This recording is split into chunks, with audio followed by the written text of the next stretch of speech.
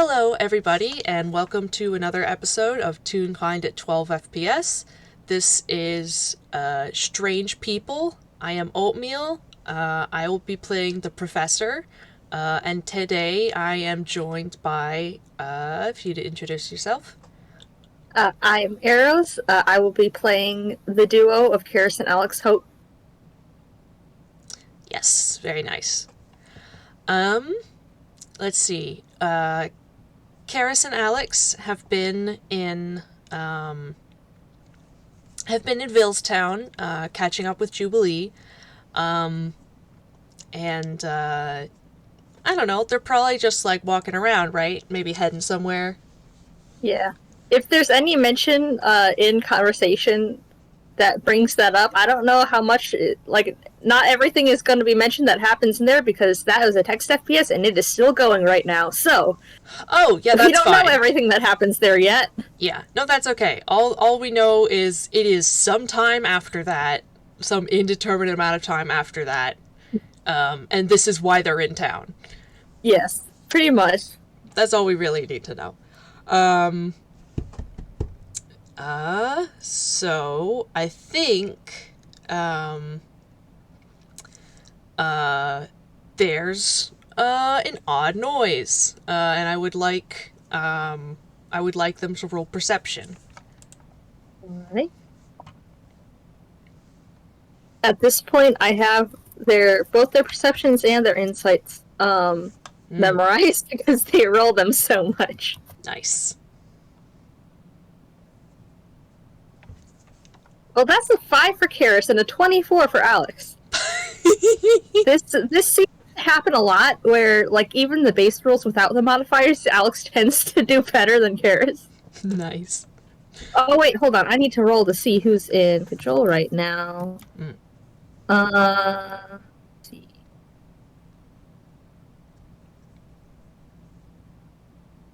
It is currently Alex. So yeah. They're definitely gonna look around to see that. Yeah, and with a 24, easily you pinpoint where the sound is coming from, which is, I don't know, probably like across the street. There's this large red box, like at the moment you look, it's like half visible. It's like translucent, and it like it becomes solid, and then becomes less solid, and then becomes more solid, and then it becomes less solid, as it's sort of making this like grinding mechanical wheezing noise, and it finally solidifies with a thud. Hey, Oatmeal, they are so fascinated by this.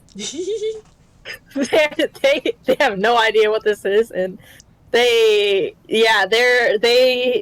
in an instant they have crossed the street and they are looking that thing over, because what was that? Yeah, it so the odd thing is that it appears to be real kind in make. You know, and this is Toon City. In fact, UPA in style, so like it sticks out even more. It is a red phone box, of a style that there's a few like it scattered throughout Inkwell, you know, in Toon styles, but this is a real kind one, and it's you know, it's got windows alongside, but it's they're all sort of like blanked out. You can't actually see inside it. Yeah, and there's just, yeah, with your perception, there's sort of a very subtle hum to it. And I want them to, so for one, they're automatically going to assume it's magic, whether or not it is or not. So Can I roll Arcana? You can. This one I do have to look at, because they don't roll that often. Keris is better than better at it than Alex this time.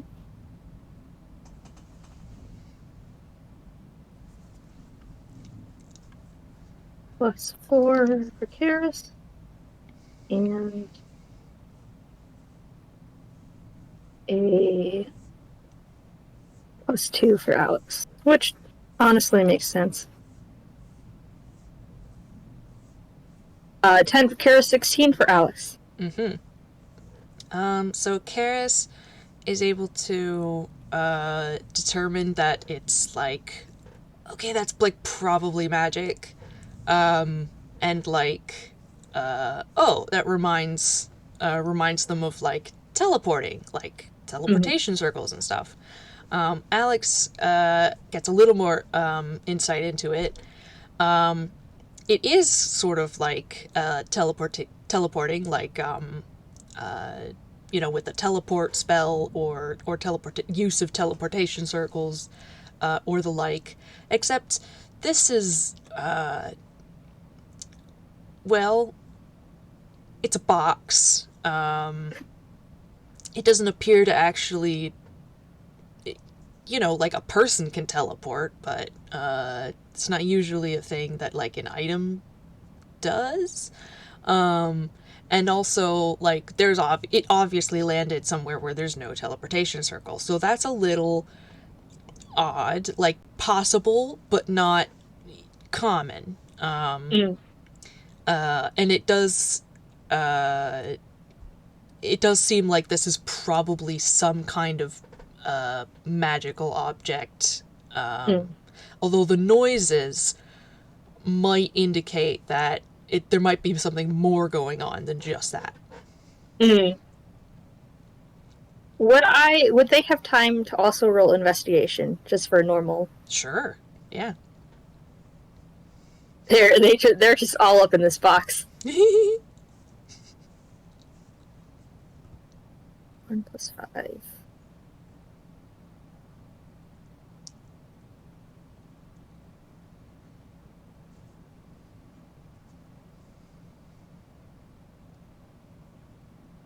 Well, for Keris, 13 for Alex. This keeps happening where Alex is rolling better than Keris. Oh well, they're the one who's currently in control, so that's good, at least. Let's see, on investigation, it's a little worn. Like there's some parts where, the paint could probably use a touch up. It's I think a metal frame, these types of phone boxes. It's so it looks a little worn, which is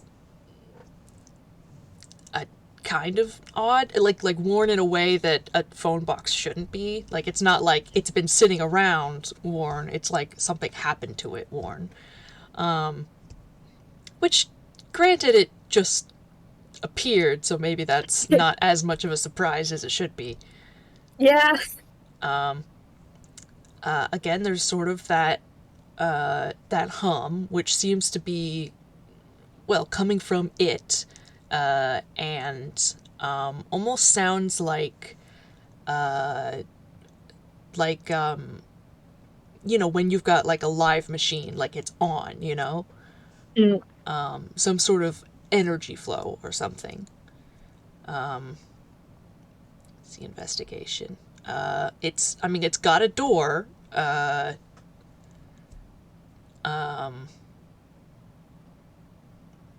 In the front of it.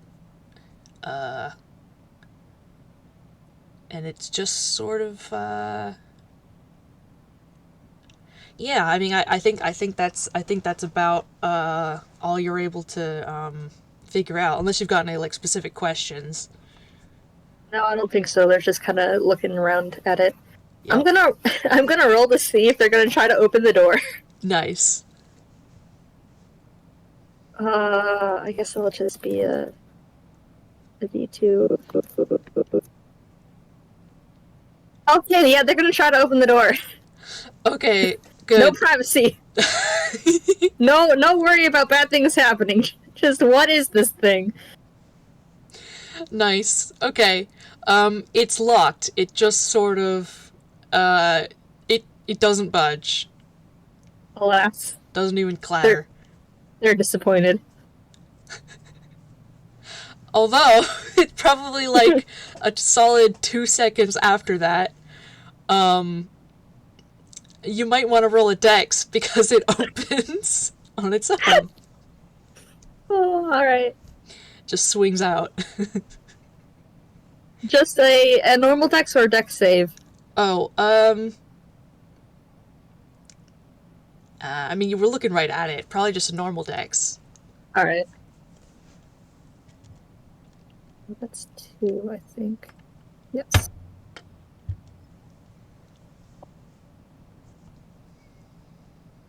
$15. Oh, okay, yeah. You don't get smacked.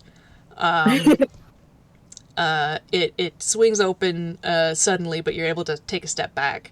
And there's this tall, real kind man inside who's just sort of immediately like zeroes in on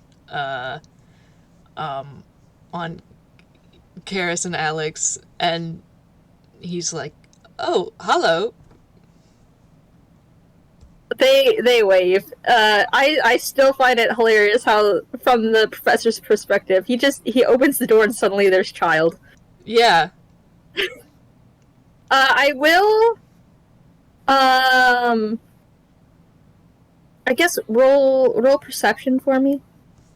For the truce, I think, or just in general? Just in general. Okay, got it. Okay, that's pretty good. That's a 21. Oh, nice. Okay, yeah. Well, for one thing, that is a real kind human right there, despite the coverings and everything, Toon. Mm-hmm. And they're blue, and you know that real kind humans aren't supposed to be blue, but they are. Uh-huh. Also, they are wearing a necklace that is currently... It's like one of those kinds where you can... Like, there's a... I had the word in mind, like a flat circle in it that can be pushed from one side to the other. And it's currently pushed to one side, and on the side that's not covering shows the name Alex. Mm-hmm. I don't know. Those were the main things I had in mind, but you got a 21, so now I'm like, well, what else is there that I could give? I don't know. What do their clothes look like? They're wearing a cape, basically. Well, a cloak. Mm-hmm. Mm-hmm. It's just like, yeah, it's a dark blue cloak. Their hair's dark blue as well. Mm-hmm. I always draw them with like their face shaded as Crystaltarune, but Right. I don't know if that's an effect of the same thing that makes their skin blue or not. It's just how I draw them. So there might be that. There might not be. I'm not sure, but uh-huh. Yeah, I mean, we could say that they're just conveniently in shadow. They are conveniently in shadow. They do wear a hood. It is a big hood. Yeah. They've got a quiver of arrows on their back, with a bow as well. So they're not like really using it. It's just there. It's just there. Mm-hmm. That's their weapons. So you can assume they're proficient in that. Yeah. Is there anything else? I don't know.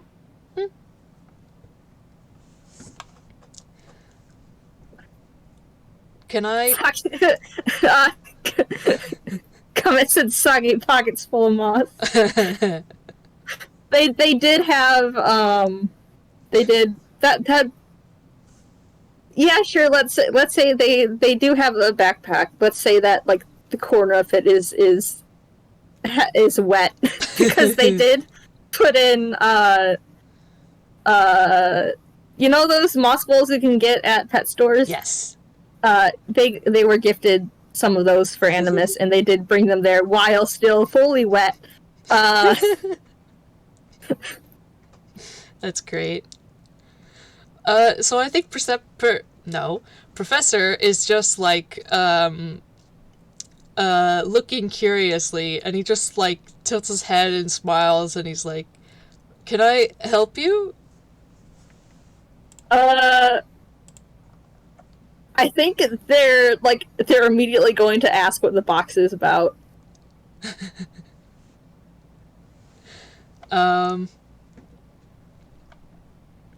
Oh, that reminds me. Do they like speak verbally or sign or? They do speak, yes. Okay, gotcha. They do not have. They don't have Yeah, like a character voice because of Yeah. how sort of the whole Deltarune thing works. Yes, yeah. Got it. But they do speak, yes. Got it. Ask what the box is. He steps out of it and closes the door and just sort of looks at it from the outside. They are once he kind of steps through, they're very obviously trying to look inside.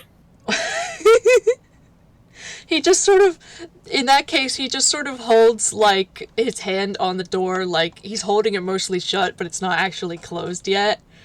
You're trying to see. He's like, what has you so curious about my box? Can I roll something for what they can see through it? Oh, yeah. What would that be? Investigation? Yeah, probably investigation. Alright. Because he's kind of, it's probably, like, only open a few inches, but, like, they're probably able to, you know, get a glimpse. At least of what general colors are in. Right. The fact that it's not normal in there. Yeah. 14 for Keris, 17 for Alex. Yeah, no, it's a low DC to see that it's not what it should be in there. It is not normal box shape or size or anything. Alex in particular is able to see that it's like well lit and very spacious. Like there's a room in there. And there seems to be like some piece of furniture in the middle that's got a bunch of like doodads, but like that's about all you can ascertain. Oh, they're so fascinated by this. Professor just looks amused. Man, I had to decide whether or not they respond to him or if they're just too focused on this. He's holding it shut. Like, they're not going to be able to get a better look. Okay.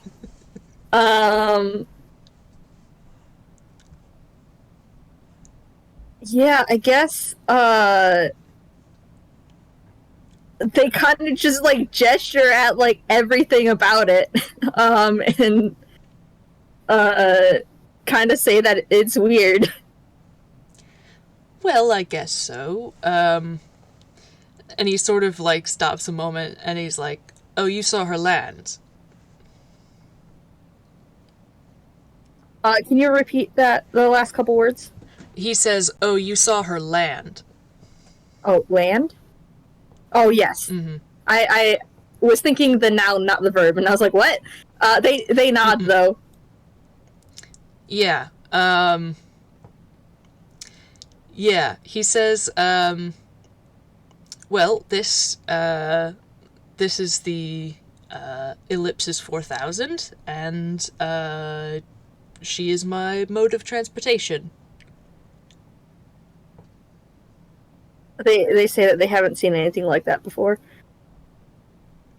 Yeah, he nods, and he's grinning. He says, well, yes, she's not like anything around here. Yeah, I think they're gonna ask where he got it then, because yeah, it's definitely not from anything around here. Mm-hmm. Well, I got it from where I'm from, a place called Falagray. It's very, very far away. They're just gonna keep asking about this stuff. They're very curious. Uh-huh. This is the video game protagonist, okay? Uh-huh, yeah, absolutely. They need all the lore. Yeah, exhaust all the dialogue options. Pretty much. So yeah, they're gonna ask about Valagray. Oh,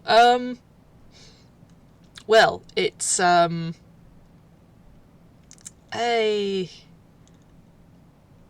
It's a interesting place. Lots of, sort of powerful people. I mean, granted, they've got, things like this. More than one of them. This is actually an older model, if you could believe that.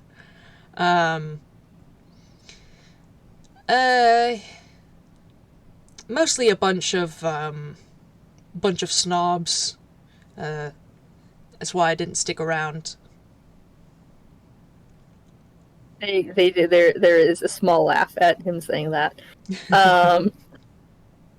They're gonna ask if it's outside of Inkwell. Oh yes, very, very far outside of Inkwell.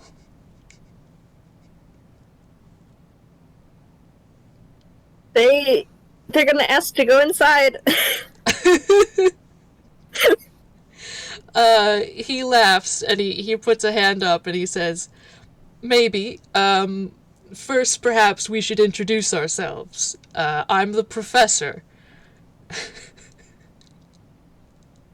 Oh, I did forget to have you, the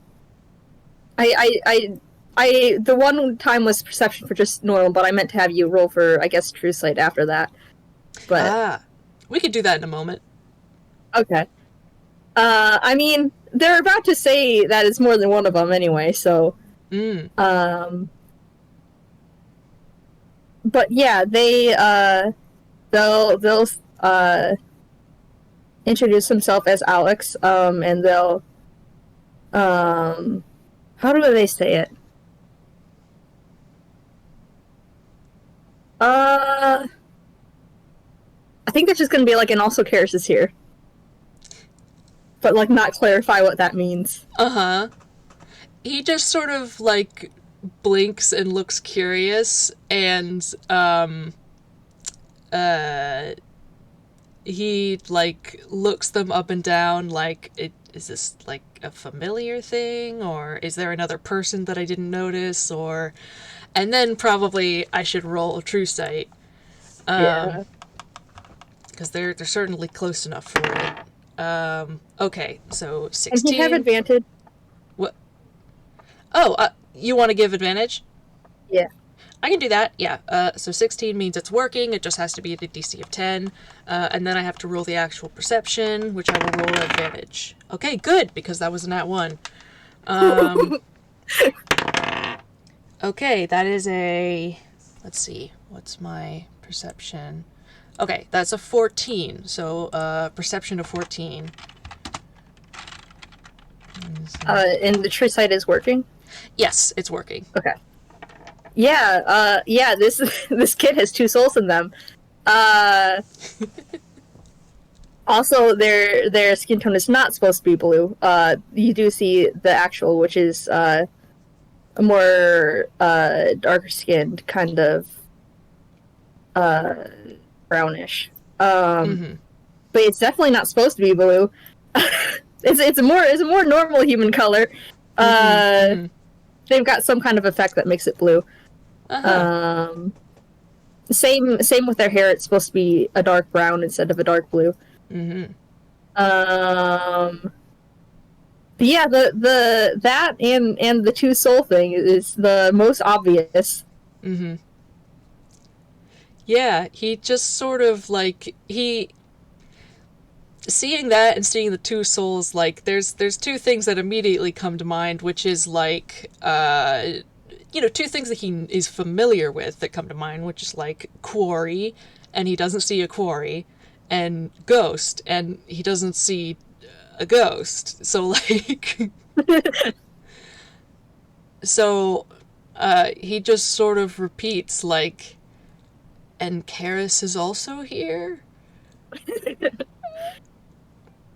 Uh, they they just He just kind of nod, and they switch the they don't fully switch the necklace over, but like they do it for like half a second to show Keris's name and then switch it back.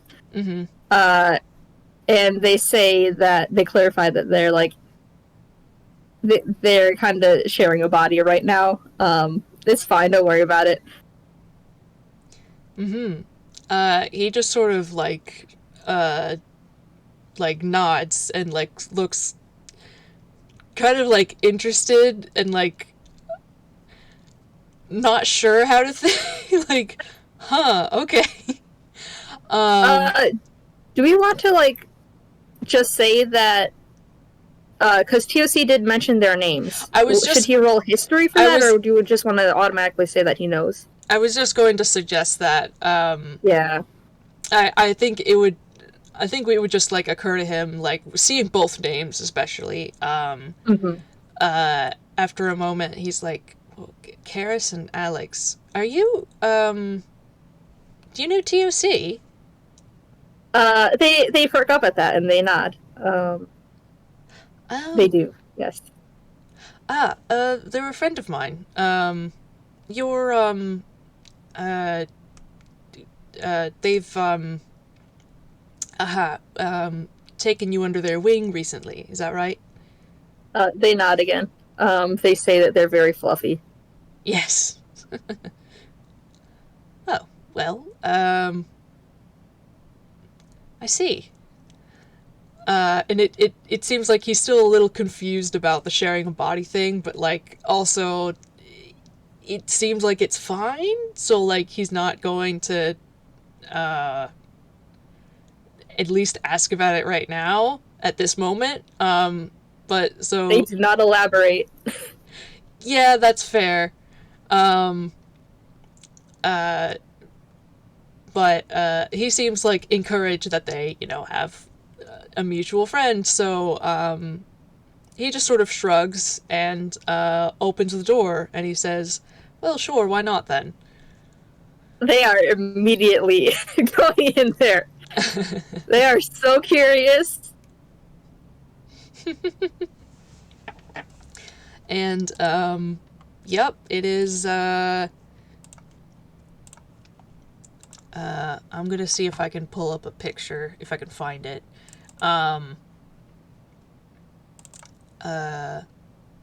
Yes, here it is, actually. This is approximately what the interior looks like. It's an old title card, but, yeah, it's got those walls, that's the console, it's got sort of a closed, inset thing on the one wall, and then next to that is a interior set of doors. Yeah, so he just follows them in.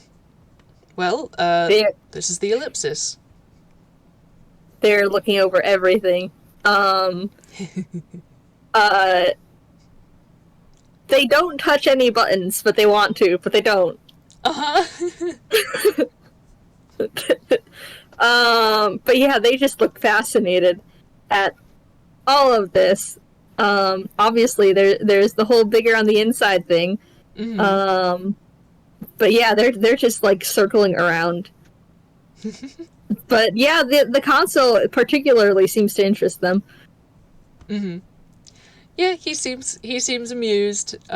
He closes the door. No, don't need any invisible intruders or anything like that.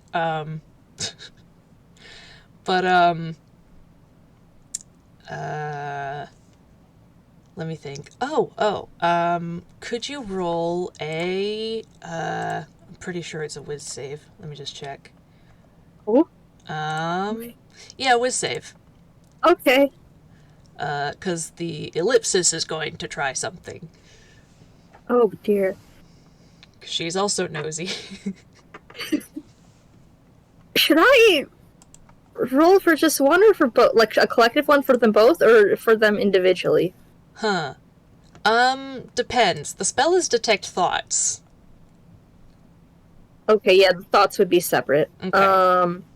So I'll roll individually. Mm-hmm. +2 and a +3.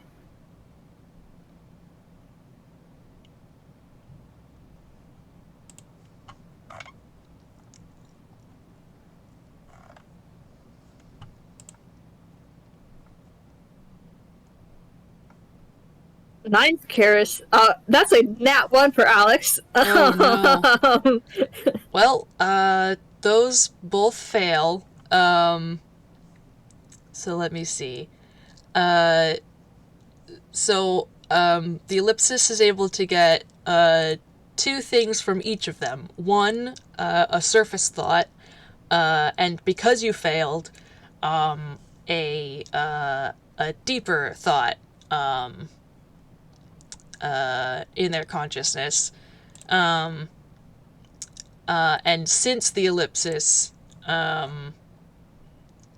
basically chose to, proc the whiz save and, try for that deeper thought, they can both tell that something has just poked their minds. Oh boy. Well, the surface thought for both of them is they want to touch those buttons. Yeah, that's the thing currently on their mind. The deeper thought. I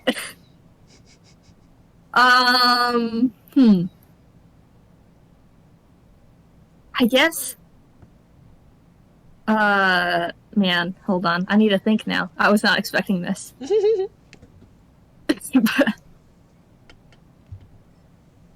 Oh, okay. I think the deeper thought for Alex, at least, would be wondering, I guess, how TOC and the professor know each other. Mm.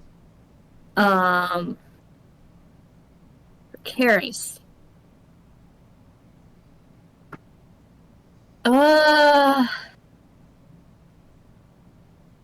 I think theirs would be wanting to be the one to control, though they're not forcing their way right now. But they want to be. Mm-hmm. They do kind of startle at like feeling that their minds being yeah. So they kind of startle and look around. Mm-hmm. The professor just sort of like sees that, and he just sort of like goes up and gives the base of the console like a soft kick. Like, come on, stop. Don't worry about her. She's just she needs to learn to keep her mind to herself. He sort of glares at the wall. Yeah, with that, they're going to ask if that was the ship itself. Yes, that was the ellipsis. She's got some mild telepathic ability. Granted, she doesn't usually talk, but she does like to see what other people are thinking. They are so fascinated by this. They're yeah. I think they're gonna like look around and offer a hello to the ellipsis in like a small wave. That's adorable. There's sort of just like the sort of like droning hum that's just constantly in the background of the ellipsis just sort of like ramps up. It gets a little bit louder and a different pitch before going back down. They're gonna take that as a response, and they seem delighted at it.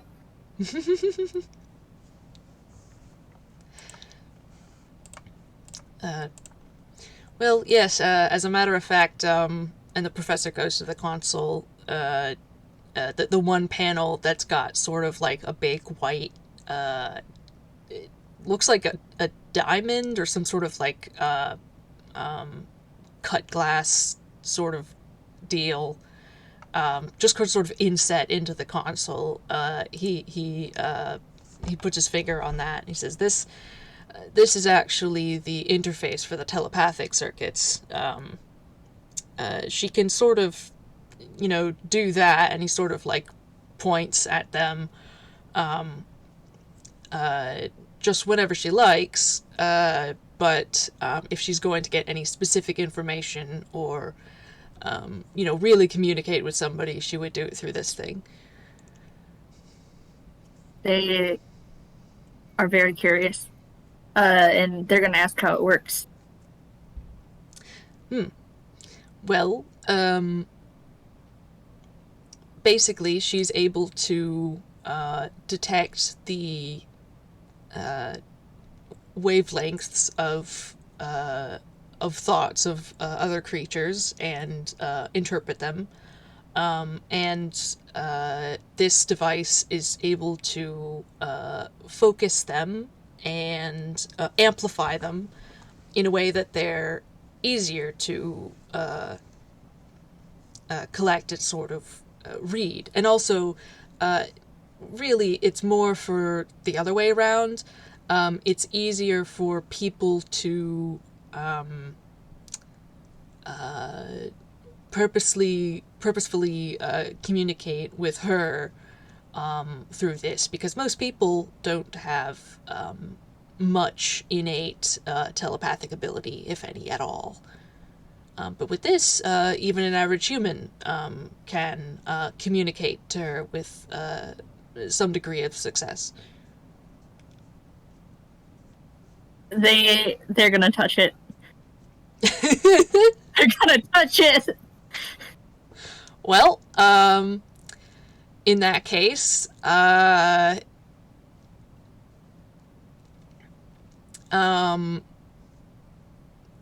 guess since like she's already got their thoughts, I think there's just sort of like a sense of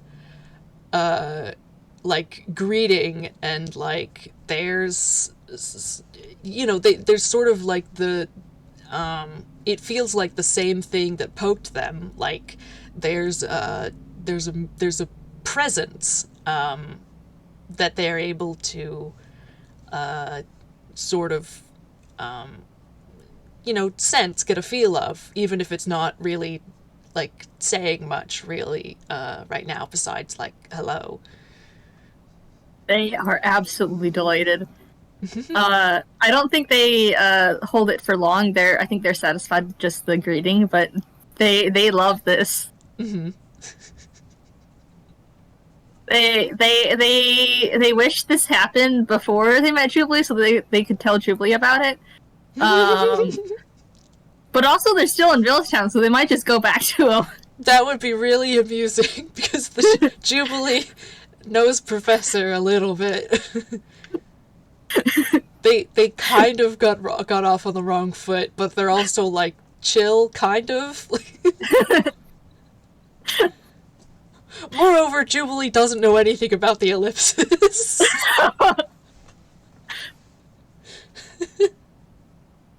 Oh boy.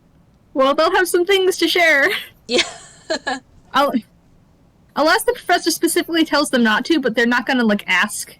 But he would have to be the one to bring it up. Yeah, no, I don't think he says anything. At least nothing comes to mind yet. Alright. But yeah, they let go of it, and they're so excited about this. They love it very much.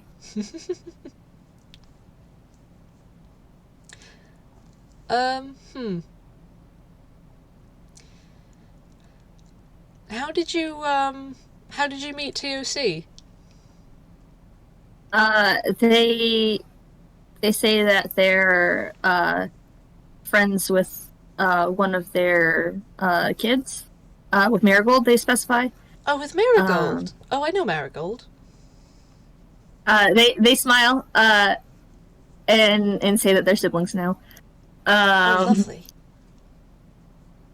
but yeah, they say that uh, they were kind of walking together, and TOC saw them. They they mentioned how pretty much as soon as TOC saw them, they were like, "Does this one also need to be adopted?" He just sort of smiles and shakes his head like, yeah, that sounds like them. Would not be the first time.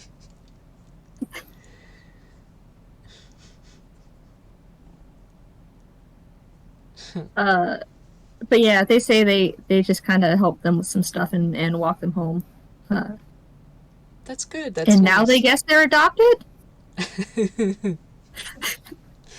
I guess that's how it works around here. It seems pretty easy to get found familied, as I've heard it said.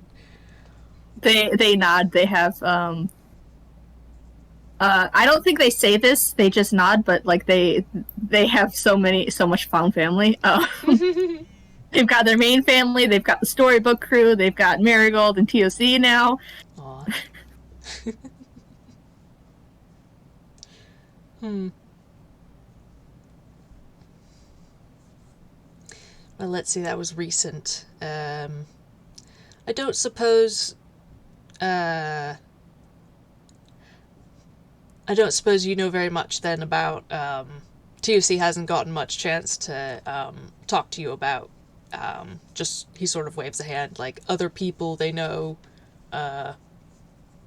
Me, Seeker, some of the others.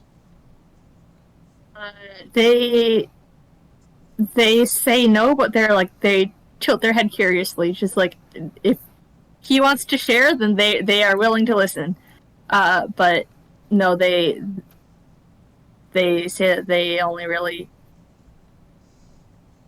saw each other for like the one day, and they haven't returned to Toontown yet. So since then, He just like smiles again and shakes his head like typical like just adopting somebody after one day, like I can't believe them, but I also can. Like, uh, uh, yes. Well, uh,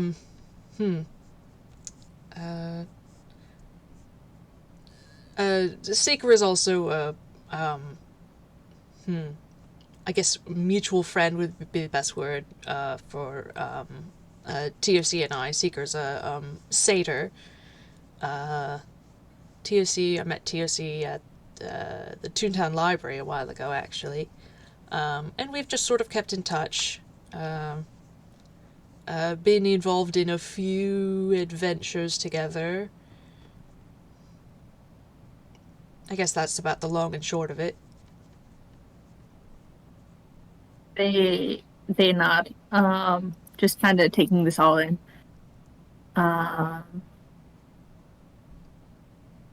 I guess they'll ask if TLC is like the adventurous sort, Oh, because they haven't really seen a whole lot of them. right. He sort of like nods and he says, sort of. I don't know that they really seek out adventure so much as it finds them.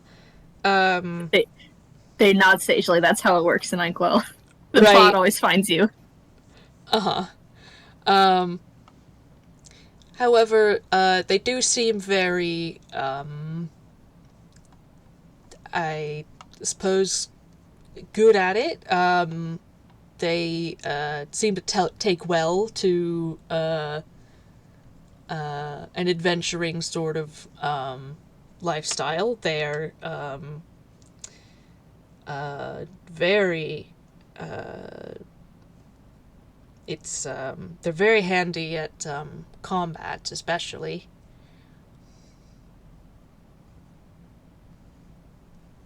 They nod. There's a lot of nodding happening today.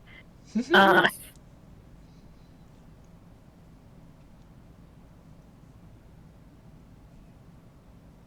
Trying to think of if they'd say anything else.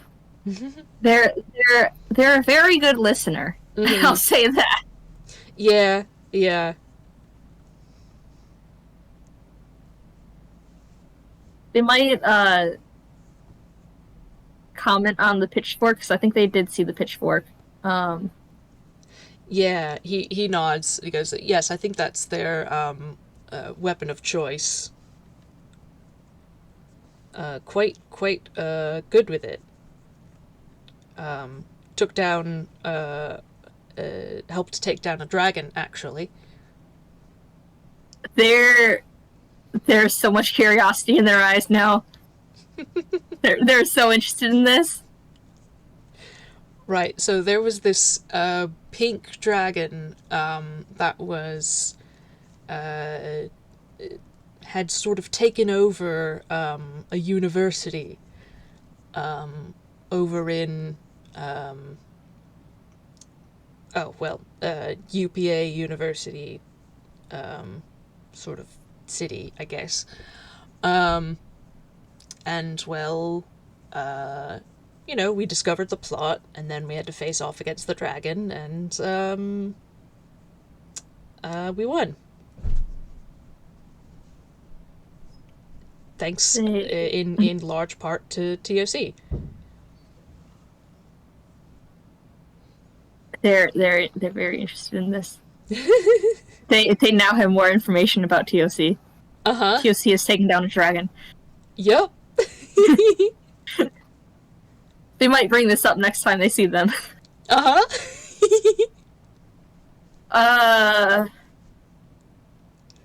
Yeah. I think they're gonna ask. This isn't related to the story, but they're gonna ask if the professor knows TOC and Marigold. If he also knows Scribbles. Oh yes, I do also know Scribbles. Scribbles was actually the first person. The first person I met in Inkwell, and also the first toon I ever met. They say that they went on a quest to help him at one point. Was that with Marigold something about going to fetch some ingredients for a magic treatment? They nod. They say magic flowers. Okay. Yes. I remember hearing something to that effect. But yeah, they perk up that he knows this already, and they say that was them and Keris. Oh, okay. Yes. Well, thank you very much for doing that. I was with Scribbles when the sort of initial injury happened, you could say. They're curious about that. So I don't know if they ask anything specific, but they do say that they're glad that he seems to be doing better. Yeah, he nods. It's been a while since then, thankfully, and he seems to have healed back to strength. But yes, actually, as it happens, at that same university where we found the dragon, he'd been rather brutally attacked by some other students. They wince at that. That does not sound fun. Yeah, no. Yeah. They don't like that. That doesn't sound good. Yeah. No, but they all got they were all I think captured and I assume punished accordingly, etc. But the important thing is that Scribbles and the rest of us were all right in the end. They nod. They're glad at that.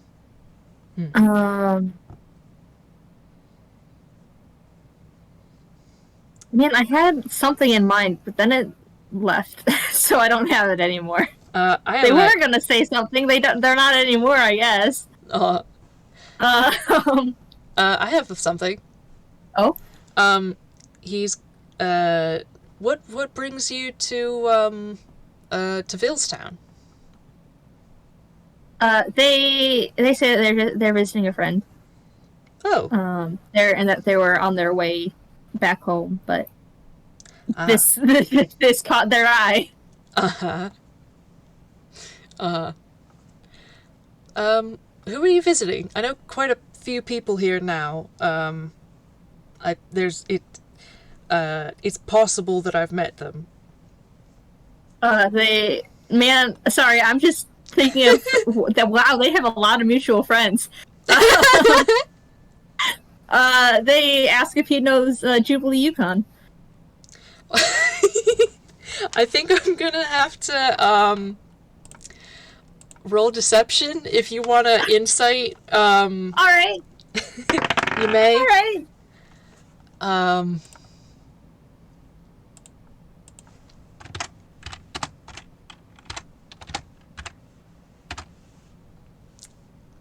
Ooh, that's gonna be tough to beat.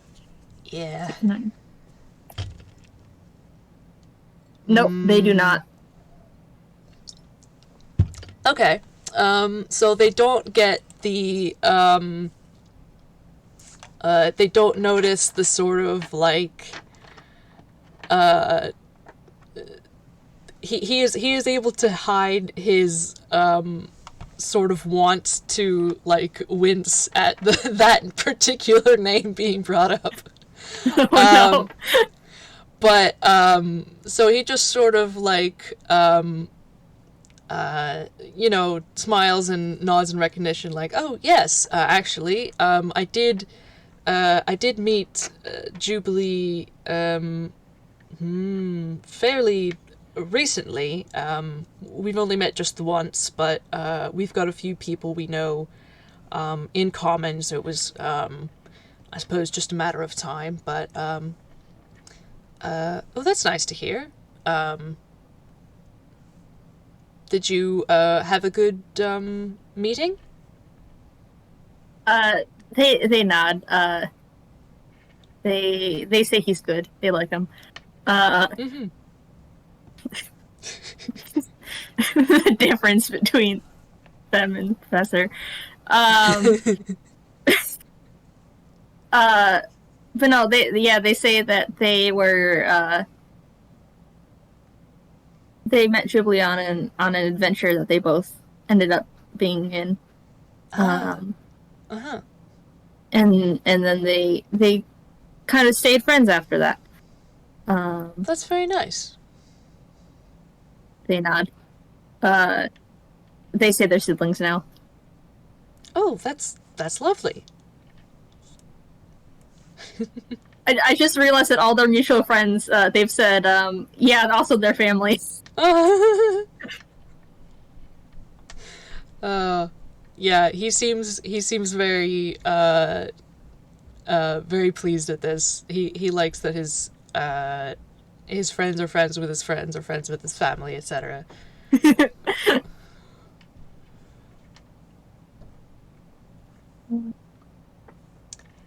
I think I think they're gonna ask what brings him here. Then return the question. Mm-hmm. Let's see. Why are you in Villestown, Professor? Um. Uh. Hmm. I think he just says like, "Oh, uh, one of my friends, Sammy, opened up a shop here, um, a um, a bakery, and I wanted to check in to see how he was doing." They nod. They are both here to visit friends. Yeah.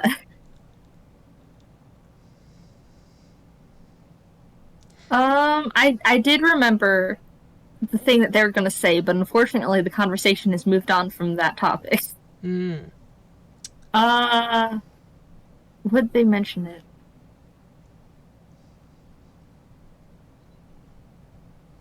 Uh, sure, why not? Hmm. They'll kind of like, I'm gonna say it was in my brain was like trying to combine in story and no like hold on, now I forget the phrases, but it happened in story basically. Mm-hmm. That their thought and then forgetting happened. So they're gonna perk up as they remember. Mm-hmm. And they're gonna say that they the doctor that was helping Scribbles is helping them with the whole whose souls in one body thing. Mm-hmm. They're gonna get their own soon. Mm-hmm.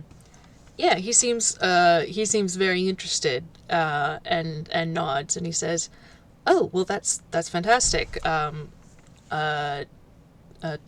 Luma was very good help. Seemed to know his craft well. Um, wow. Um, yes, you should be in good hands."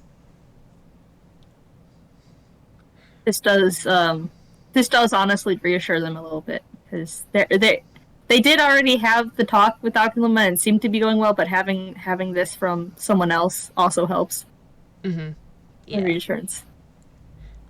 Which one of you will be remaining in this one then? They say Keris. He It was nods. originally Keris's body anyway. Ah. Uh, they're going to be a bird. They're very excited about this. Oh. They That's want to fly.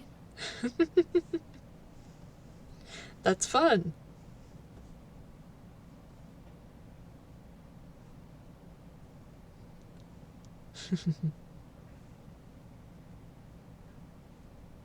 I think. Uh, I think they're gonna switch the necklace over. This is Keris now. Mm-hmm. Uh, and Keris says that they can't wait to see Alex fall flat on their face while they try to fly. He laughs. Well, uh, you may get to flying, especially for the first time, is difficult. They nod and say that they've already watched it happen to Jubilee. They try to fly and just nope, no.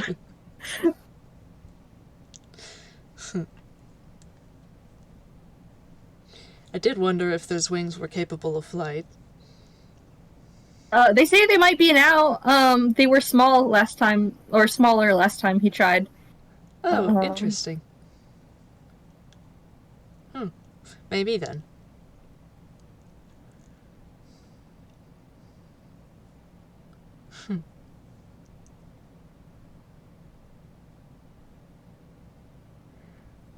Where do you call home now? they they say a small town called Hearth Village on the other side of UPA. Hmm. Right by Anquiland, actually. Uh-huh. Hmm. Very nice. I don't think I've been. Uh, Roll insight. Sure. That is a 15.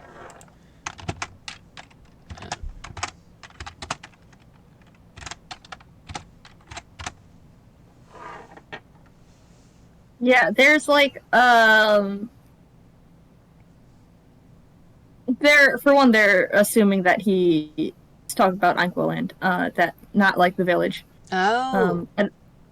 But they have there's a face. There's some things that happen there. Yeah,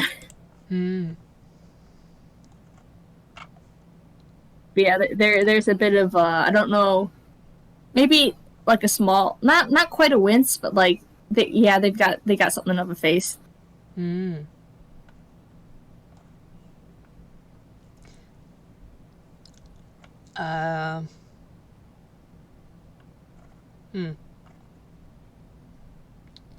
He just sort of like tilts his head and he says,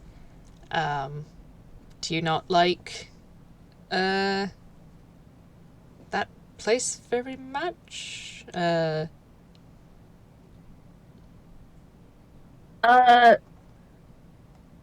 say that they don't like. They say that sometime back it was discovered that there was on. They're not sure of the details, but somewhere within it or on the island next to it, there's the toon trade going on that was discovered there, and it's the only way to cross on land is to go through Anqualand to reach the other continent. Well, not the other part of the continent, I guess. But yeah, so they don't have the best feelings about it. Yeah, he nods seriously and frowns at that. Like, oh yeah, no, that makes sense. That's pretty terrible. I didn't know that. They just kind of nod, like, yeah. Out of character, I remember that game. Yeah. I never really fully. I think I listened to some of it, but not all of it. But yeah.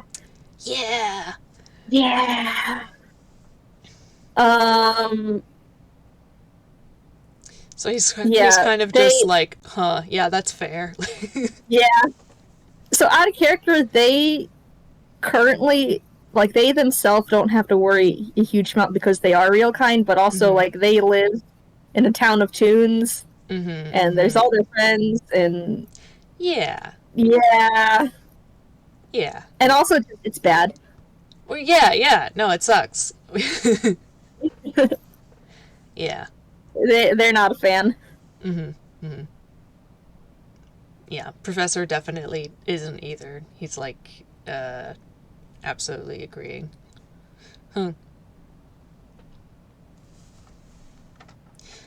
Well, hopefully if that's a known problem, then it can be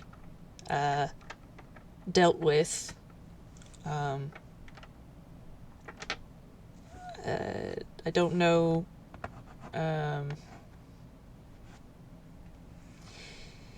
Can't really say I have the most faith in the local authorities, but I do know a number of rather ambitious detectives, so he just sort of shrugs.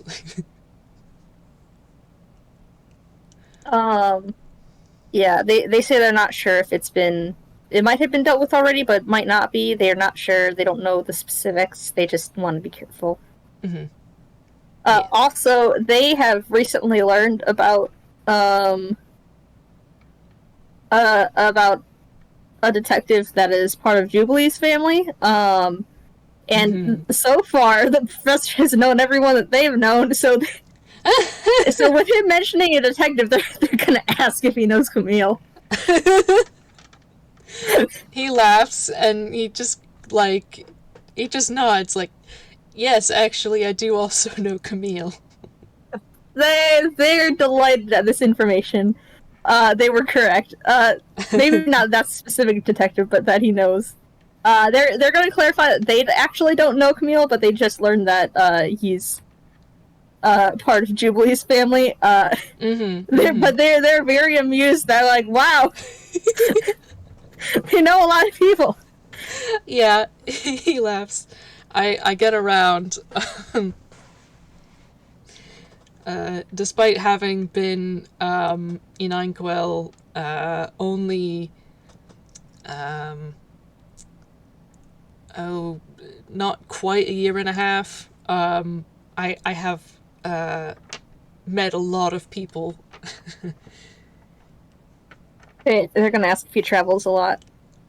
Oh yes, absolutely. They say having a teleporting box would probably help with that. Oh yes, it absolutely does. It absolutely does. I find most other forms of transportation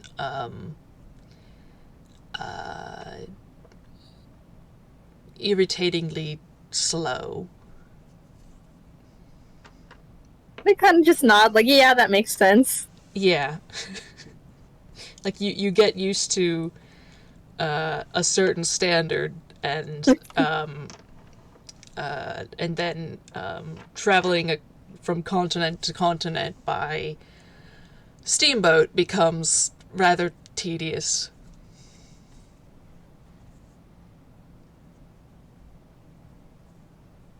Yeah.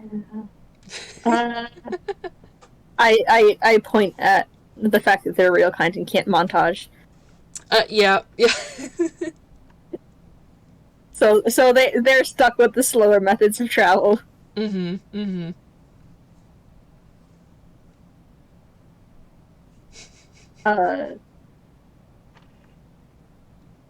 think they mentioned that,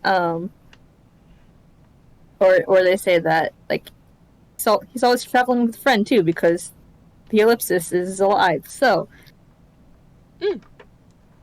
yeah, he smiles very brightly at that. Yes, that's right. I do always have the ellipsis with me.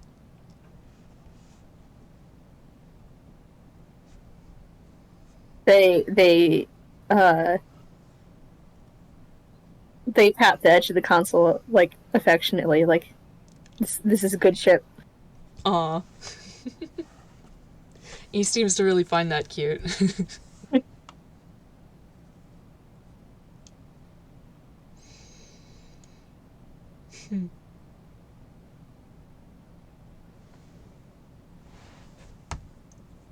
Man, what time of day, I guess, would be...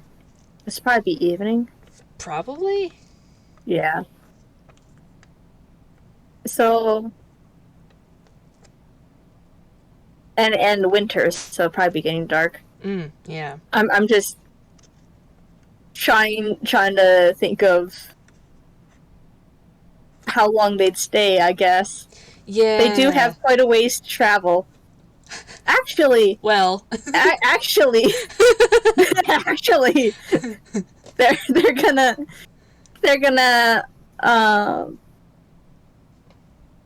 they know that he just got here and that he came here for a reason. But also, this is a teleporting box, and it's winter, and they have a long way to travel. He can see, like, them get a look in their eye before they ask if it's at all possible for him to drop them off at home.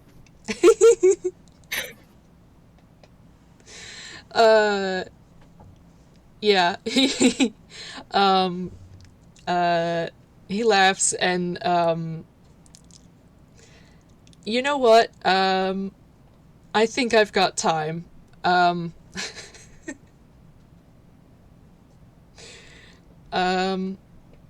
Certainly. Since I, well, let's see. I've got a map. And he'll take out his map of Inkwell. He says, "Do you know where it is on here?" Yeah, they point at it, and it is just north and a little bit to the east of Inkwell Land on there. Mm-hmm. All right then. Hmm. And he sort of like hesitates, and then he gets sort of like a mischievous look, and he says, "How close would you like to get?"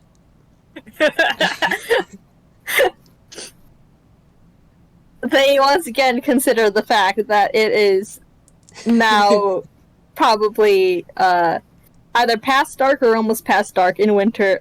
So Yeah. they'll say as close as he can possibly get. Mm-hmm. In that case, he says, "All right, then I'm going to ask you to put your hand on that on the telepathic interface again, the large crystal bit, and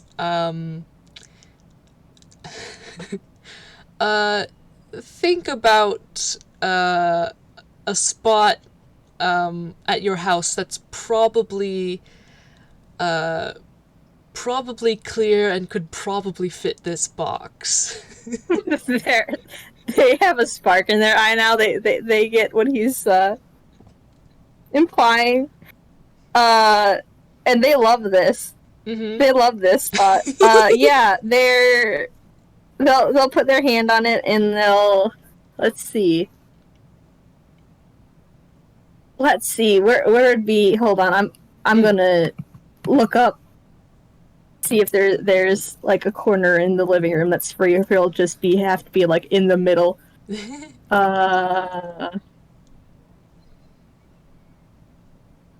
Let's see.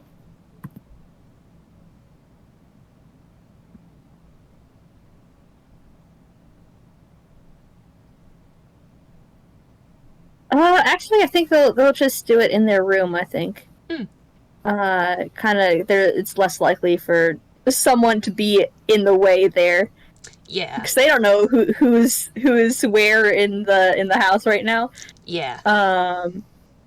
So yeah, they'll think of their room. It'll just be in the middle of the room. Mm-hmm. All right. As they've got their hands on the telepathic interface, he suddenly starts like flipping switches and hitting buttons, and different things make silly mechanical noises, and he has to like lunge across the console to hit two things at once, on different sides, and sidle along the other part of it. This does not look like an object that was meant to be piloted by one person. Now that you see him going at it, but eventually he flips a final switch, and the center column in the console lights up, and it starts going like up and down out of the middle of the console, making that sort of wheezing, grinding noise that you heard earlier. And it does this for, I don't know, 20 solid seconds before it stops and stills, and there's a thud. And the professor looks very pleased, and he flips a switch, and the outer door opens, and you can see past it a sliver of your room. They look absolutely delighted. They're ecstatic. This is very fun for them. They'll